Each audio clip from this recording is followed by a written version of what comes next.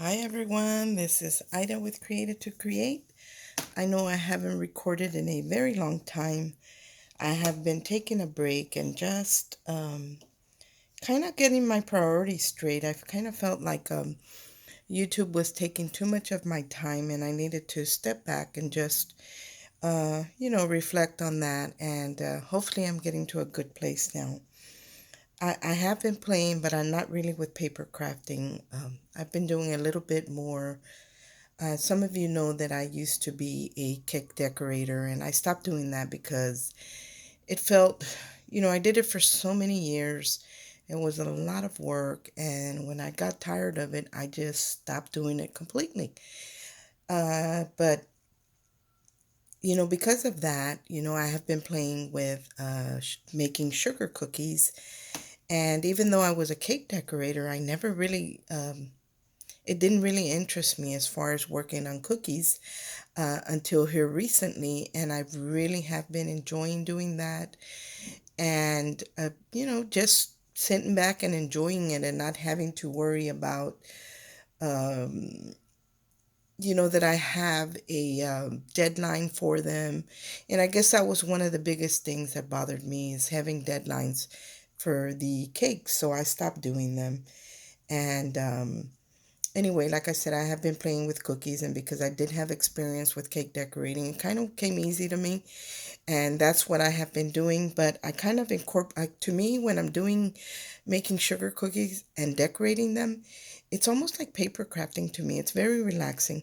So I'm going to share with you a tag that I created, and then I'm going to share the cookies that I made. First of all, I'm going to share the tag. A while back, I bought the Nicole Silhouette die, the mixing bowl, and it is a set. It has a bigger one and a smaller one, and I don't remember if they came together or separate, but I think they're separate. And I bought both of them, and you can actually make the bowl into a shaker or even the whole mixer. But I chose not to do that. I really didn't want to do that. Although I like shakers, I just wanted to keep it simple. So this is the bigger mixer, that the one that I made the tag with. So I use that, and let me share with you the tag that I created. This is the tag that I created, and like I said, I kept it very simple, very classy. I used a mint green paper that I picked up, I probably at Hobby Lobby, and I decided to do the bowl in the silver, like a silver bowl. A lot of times they'll have the silver bowl or they'll have a glass one. So I did mine in the silver bowl, and then I added a little cluster of flowers right here to mimic. I made matching sugar cookies, and quite truthfully, I made the sugar cookies before I even made the tag. And I did add dimension, so you see the foam right there. I buy the Dollar Tree foam, and the dies cut right through it. I don't have any problem with it. And that's what I use in this section right here because it's two pieces and the top one right here. So as you can see, there's foam in between those two, and in the bowl as well. And even though the bowl cuts out the center part, I just glued it right back together, kept it in place. So it looks like it's one piece, but it actually is the outline and then the bowl part, the inside part. I added a cluster of flowers here to mimic what I did on my sugar cookies and to create these little leaves. Let me bring it up close so you can see. They have veining on them. What I use for those is I have these Nellie's Choice punches, and this is the rose leaves, and it comes with the punch, and then it comes with the veining. You would put it in here, and when you punch it down, see that? It gets all the veining on the paper, and you can spritz it with some water. I didn't on this one, and you can still see it, but when you spritz your paper with water, it's a little bit more defined. And that's what I did here. And on the back, I embossed it, and I embossed it the wrong way, to be quite honest. But it still looks good. A lot of times when you're a top plate on your Big Shot or whatever die cutting machine you use, one of the plates, the blade that's always facing up towards that plate, is always all scratched up, and those scratches transfer onto your die cuts in the back. Well, because this doesn't have a reverse, I had to cut it out the same way. So the bowl was a little bit scratched up. The way to eliminate that is you can put another piece of paper right on the bottom over the plate so it doesn't transfer the scratches on your die cut, or you can just run it as is and emboss the back, and eliminates you being able to see the scratches on your back piece. So I decided to just run mine through the embossing folder. But there it is. There's my tag. Oh, that's pretty. There she is.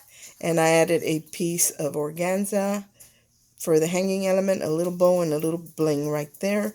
For the knobs on the mixer, I added flat back pearls in black, and then one right here in silver. So that's what I did with this piece. Now I'm going to share with you the cookies that I created. Right here are the cookies that I made or to match my mixer. The only thing is that my cookie cutter is turning the opposite way. But this cookie inspired this tag. So look at how cute they are. So if you're into making sugar cookies, I know Scrap Diva 29 is one of the ladies that does sugar cookies, and for me it was very relaxing, and it was more of crafting rather than baking or cake decorating. It was because it's on a smaller scale. It was very relaxing to me, and this is a cookie cutter that comes with the silicone molds to do the pieces in fondant, but I chose to do mine with just royal icing. Now I can see one mistake that I did, and that's because I'm not patient, guys. I can't wait. The black bled onto the mint green, and that's because I didn't let it set completely dry. If I had done it one day and the next day did the black, it probably wouldn't have ran onto the green. But because I didn't do that, that's what it did. Because I'm so impatient. On this one right here, the only thing that's fondant is the little piece right above the mixer where the paddle is, and the flowers. On this one, the bowl is fondant, so are the flowers and the little piece that goes right there. But you can do the whole thing fondant if you want, but I'm going to share with you what that looks like. The recipe that I like to use for my sugar cookies is by Sugar Bell Cookies, I think, or something like that. I'll post a link to everything that I used, and even the cookie recipe, if I can find it again, I will post it in the description box. But I have to warn you, this is a pricey set, and it is on it. I did get it on Amazon, and I got the leaf cutters also on Amazon. So I'll post whatever I can. I'm going to share that cookie cutter set with you guys. And here is the cookie cutter set, and you see there is the mint green one that they did, or moss, and there are other flowers. So I kind of just mimic what they did, but theirs was fondant, and I opted not to do fondant. I decided I wanted to stick with the royal icing. And two, these cookies are supposed to be a quarter of an inch thick. I actually like them a little bit thicker. For me, I prefer them to be 3/8 of an inch thick because I like more cookie than I do sugar. So anyway, this is what the set looks like. Let me open it up, and it's by Lorena Sweets, and I think she is on Instagram as well. And what you get in the set is you get the cutter, but it's a plastic cutter. I wish the cutter had been in aluminum, I mean stainless steel or aluminum, or in copper. That would have been awesome, but it's not. And I really like the set and the way it looked. And because I do my cookies a little bit thicker, it was a little tricky for me, and but it worked. It worked.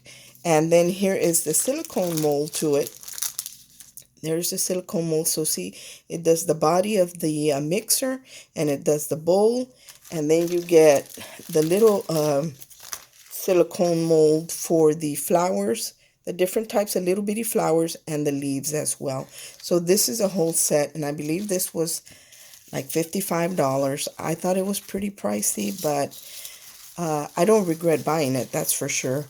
Now, what happens when you bake your cookies, because you have to chill your dough, first of all, because if you don't, it's going to spread out quite a bit. And the longer you chill the cookie dough, the less it's likely to spread. With my cookies, when I baked them, they did spread where it looked this opening right here wasn't there anymore.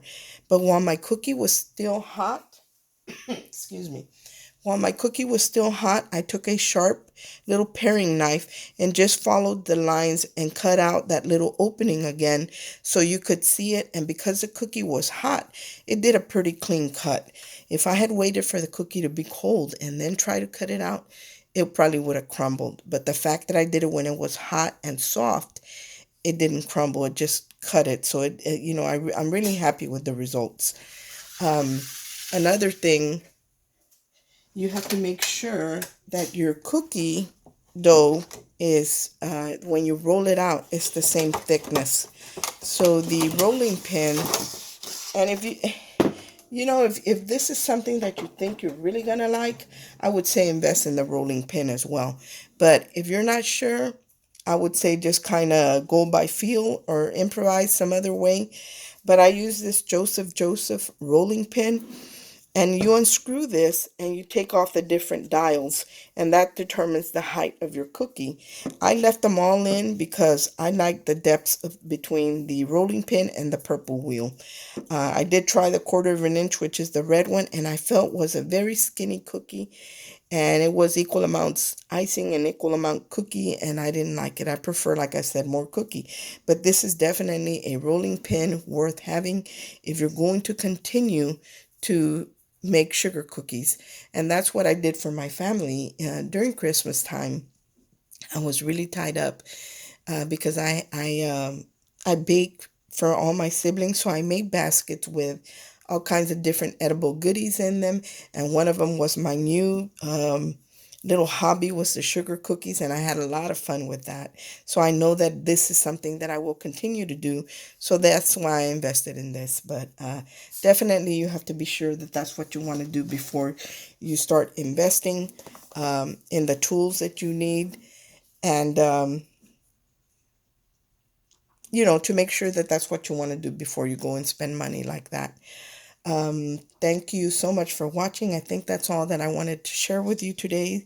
But that's all I've been doing, guys. Just playing around with sugar cookies and trying to get a little organized. And really, the most important thing is